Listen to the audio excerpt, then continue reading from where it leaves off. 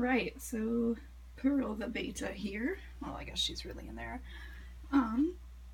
It's been a while since I've updated the dispenser tank. I wasn't really sure if there would be interest in an update, but I'm filming one anyway. So, this tank now has... It came with me to college for my first year. And when I would go away, my grandma would feed her a little too much, even though I told her not to worry about feeding her. So, when my spring semester ended last year, I took her back to my parents' place.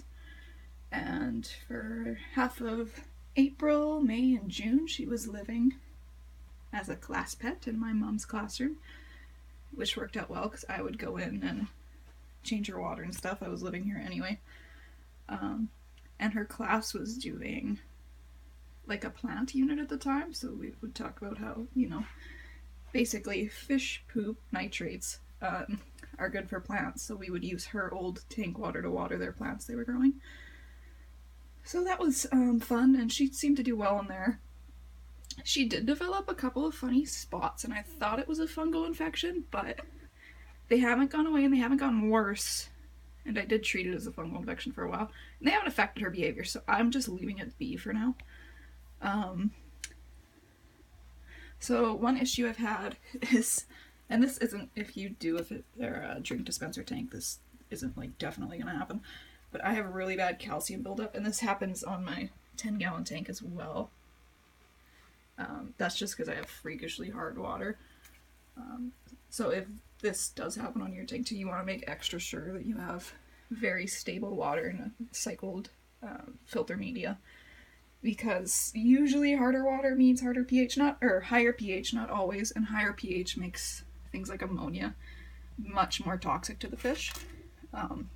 She gave me a little scare yesterday. She was totally drained of color. Her fins were like very pale. She's still not as lively, but you noticed her swimming around before. She was just lying there yesterday, and I thought she was dead. So I checked her water. Everything was fine. You know, there were nitrates present, but not even in an amount where I would normally do a water change. But I was like, oh boy, she is on her way out. So I thought I would be nice and give her fresh water and deep clean her tank so that she would have a nice, you know, comfortable place to pass. And then, like, she hadn't eaten for a week either. Like, I thought she was sick. Just in case, though, I was like, well, maybe she has a bacterial infection. So I gave her some meds, and her color came back, like, within a couple of hours. She started eating again. You notice she's kind of got poop on the bottom of her. She's still very thin, but that was really promising, and she is quite a bit more active.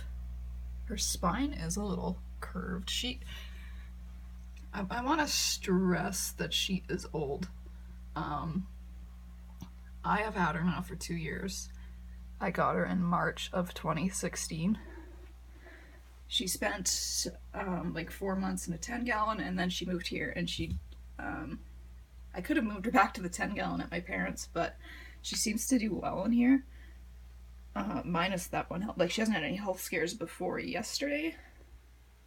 And this does make water changes so nice. So yeah, that is a Pearl update. She does have a funny growth on her head too now, so I don't know if that was like just an inflamed, because it went down, so I thought it was a tumor at first, but I'm thinking maybe it was just an inflamed sore, like maybe she scratched it on part of her skull. Or this silk plant does have plastic pieces on it. They passed the nylon test, but I don't know, maybe she found a way to hurt herself. But yeah, it is still working for me. Again, just like in my last video, which I'll link below, which was well over a year ago, I would recommend a much smaller sponge filter than the one I have. The one I have takes up like a quarter of the bottom of the tank, well, maybe even a third, but it takes up a lot of space. She's a really small fish though, so like very tiny. She's like the size of a baby betta, and she's always been this small, so I don't know if she is stunted or if she's just tiny, but hasn't seemed to be causing her any issues. I'm very happy that she's doing so well. I thought she was gonna die yesterday. So yeah, that's that. I do have a 10-gallon tank with another male beta in it, if that is something anyone is interested in seeing. I'm gonna hopefully deep clean that tank today. And yeah, I mean, I've got a lot of opinions due on beta care, so if anyone wants to hear those by chance, just drop a comment and I can maybe make more content. I don't post here ever, but that can change if there's interest. So yeah, bye. Say bye, Pearl. I don't know where she went.